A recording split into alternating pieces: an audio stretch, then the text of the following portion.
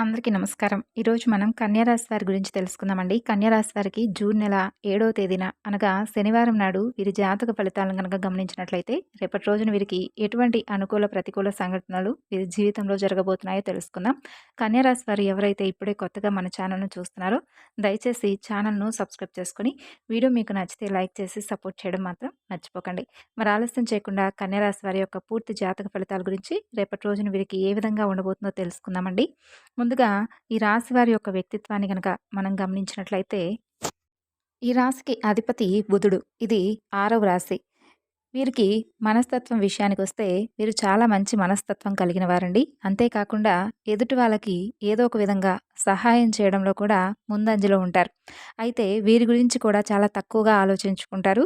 ఎదుటి వ్యక్తులు ఏదైనా కానీ అంటే ఏదైనా వీరికి సహాయ నిమిత్తం వీరి దగ్గరకు వస్తే మాత్రం తప్పకుండా సహాయం చేయడంలో వీరి వంతుగా ముందే ఉంటారనే చెప్పుకోవాలి. ఇక వీరు స్వయంగా ప్రతిభ కలిగి ఉండడమే కాకుండా ఇతరుల ప్రతిభను కూడా గుర్తించేటటువంటి మంచి మనస్తత్వం ఉన్నవారు. ఏ పనికి ఎవరు సమర్థులో వీరు చక్కగా నిర్ణయిస్తారు. అలాగే బంధుప్రీతి కూడా వీరికి అధికంగా ఉంటుందనే చెప్పుకోవాలి. అలాగే వీరి యొక్క పనితీరును అలాగే వీరి యొక్క ప్రతి ఒక్క మాట తీరును కూడా ఎదుటి వాళ్ళను ఇట్టే ఆకట్టుకునేలాగా వీరి మంచి ఆకర్షణీయమైనటువంటి రూపం, అలాగే ఇతరులను త్వరగా నమ్మి నమ్మనట్లుగా ఉన్నప్పటికీ కూడా ఎదుటి వ్యక్తుల చేతిలో ఈజీగా మోసపోతూ ఉంటారు. అంటే నమ్మించిన వారే గొంతు కోస్తారంటారు కదా! అలాగా వీరు ఎవరినైతే ఎక్కువగా నమ్ముతారో వారే వీరిని ఎక్కువగా మోసం చేసేలాగా దాఖలాలు కనిపిస్తున్నాయి. అలాగే వీరికి ఆధ్యాత్మిక విషయాల పట్ల ఎక్కువగా మక్కువ కూడా ఉంటుంది. అలాగే డబ్బును కూడా చాలా చక్కగా వినియోగించగలిగేటటువంటి నేర్పరితనం వీరి సొంతమనే చెప్పుకోవాలి. అంటే అవసరానికి సరిపడా అంటే ఏ అవసరానికి ఎక్కడ ఎంత డబ్బును వినియోగించాలి అనేటటువంటి నేర్పరితనం వీరికి చాలా ఎక్కువగా ఉందనే చెప్పుకోవాలి. అనవసరమైనటువంటి ఖర్చులకు, దుబారా ఖర్చులకు వీరసలు ఇష్టపడరు కూడాను. ఇంకా వీరి యొక్క రాజకీయ రంగంలో రేపటి రోజున మంచి పురోగతి అయితే వీరు సాధించబోతున్నారనే చెప్పుకోవాలి. ఇక అలాగే రేపటి రోజున వివాహ జీవితంలో కొన్ని ఒడిదుడుకులు కూడా ఉండకపోయినప్పటికీ వీరి యొక్క స్వయంకృత అపరాధం వలన కొన్ని సమస్యలను వీరు కొని తెచ్చుకున్న వారవుతారు. శుక్రదశ వీరికి బాగా యోగిస్తుంది. మధ్య వయస్సు నుండి విలాసవంతమైనటువంటి జీవితాన్ని వీరు గడుపుతారు. ఆపదల్లో ఉన్నటువంటి కొంతమంది స్త్రీలను ఆదుకొని ఇబ్బందులకు గురైనటువంటి దాఖలాలు కూడా లేకపోలేదు. కాబట్టి కొంతమంది వ్యక్తుల పట్ల అప్రమత్తంగా ఉండండి. కొంతమందికి ఎటువంటి సమస్యలు లేకపోయినప్పటికీ కూడా మన దగ్గరకు ఏదో ఒక విధంగా పలానా సమస్య ఉందనో, మేము ఈ విధంగా ఆపదలో ఉన్నామని చెప్పి ఏదో ఒక విధంగా మనల్ని నమ్మించి మభ్యపెట్టేటటువంటి దిశగా అబద్ధాలు చెబుతూ ఉంటారు. కాబట్టి అటువంటి వారిని జాగ్రత్తగా 1, 2 సార్లు ఆలోచించి నిజంగా వారు మన దగ్గరికి అవసరం కోసమే వచ్చారా లేదా అనేది చూసుకొని ఒకసారి సహాయం చేయడం మంచిది. ఎందుకంటే మీరు చేసినటువంటి సహాయం కూడా వృధా కాకూడదు కాబట్టి ఎవరికైనా కానీ నిజంగా ఆపదల్లో ఉన్నవారికైనా అది ఉపయోగపడుతుంది కాబట్టి ఈ అంశాల్లో తగు జాగ్రత్తలు తప్పకుండా తీసుకోవాలి. అలాగే అంచనాలకు సంబంధించినటువంటి మీ యొక్క అంటే ఏ పనైనా కానీ మీ యొక్క అంచనాల కన్నా కూడా అది ఎక్కువగా మీకు లాభాన్ని కలిగించేలా రేపటి రోజున కనిపిస్తుంది. ఉత్తర దక్షిణ దిక్కులు మీకు బాగా కలిసొస్తాయండి. విష్ణు ఆరాధన, గణపతి ఆరాధన వలన మీ యొక్క సమస్యలను మీరు చక్కగా అధిగమించుకోవచ్చు. అలాగే మీకు ఏదైనా కానీ అంటే గృహానికి సంబంధించిన విషయాలు కానీ లేదంటే ఆస్తులు ఏవైనా మీకు రావాల్సినటువంటి పెండింగ్‌లో ఉన్నటువంటి ఆస్తికి సంబంధించినటువంటి విషయాల్లో, పేపర్ల విషయాల్లో కానీ ఇలాంటివి మీకు సంబంధించినటువంటి ఆస్తిపాస్తుల విషయాలు రేపటి రోజున మీకు ఒక రహస్యం అయితే తెలియజేయబోతున్నారు. అయితే ఆ వ్యక్తులు కూడా మీ దగ్గర బంధువులేనండి. వారిలో కొంతమంది మీకు దక్కవలసినటువంటి ఆస్తిపాస్తుల విషయాలు కావచ్చు, లేదంటే గృహానికి సంబంధించినటువంటి విషయాల్లో మీకు ఏదైనా కానీ పూర్తిగా మీకు అనుకూలమైనటువంటి మంచి లాభాన్ని చేకూర్చే విధంగా వారు తగు జాగ్రత్తలు, అలాగే మంచి సూచనలు మీకు అందివ్వబోతున్నారు.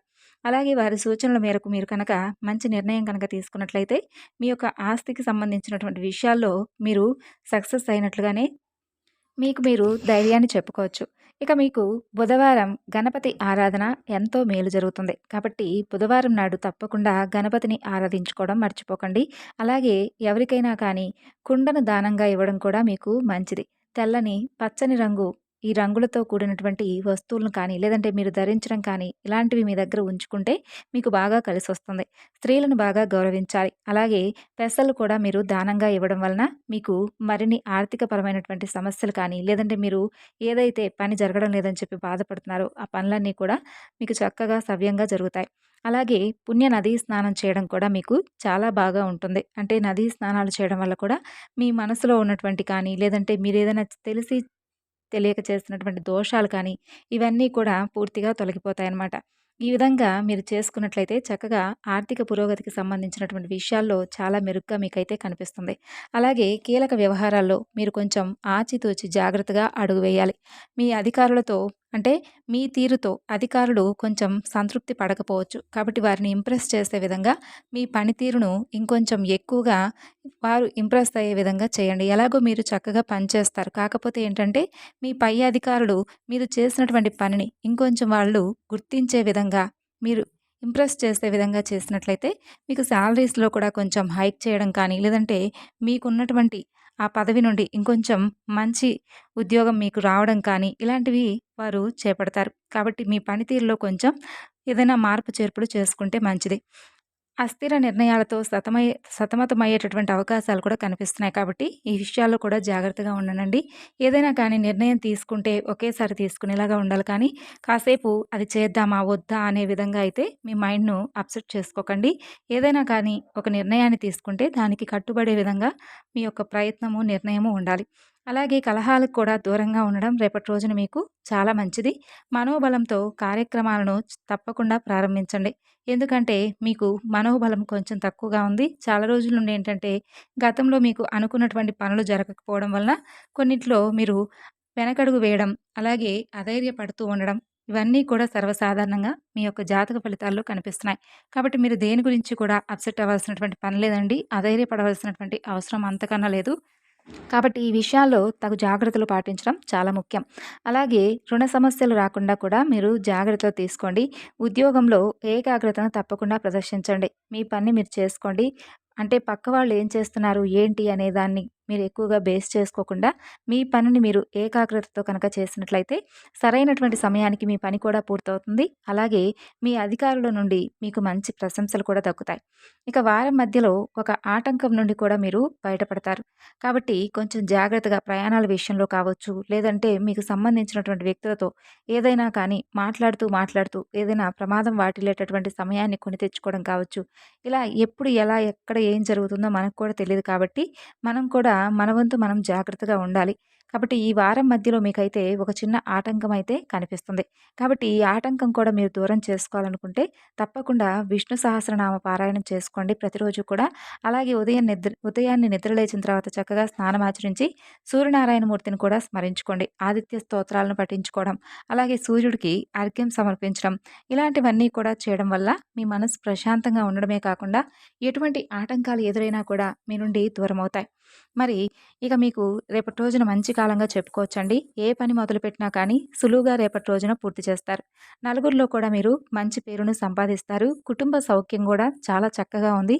కుటుంబంలో ఉన్నటువంటి వ్యక్తులను చక్కగా మాట్లాడటం కానీ, వారితో ఎటువంటి భేదాభిప్రాయం లేకుండా చక్కగా వారితో ఆనందంగా కాలం గడపడం కానీ, ఇటువంటివన్నీ కూడా రేపటి రోజున మీకు మంచి కాలంగా చెప్పబడింది.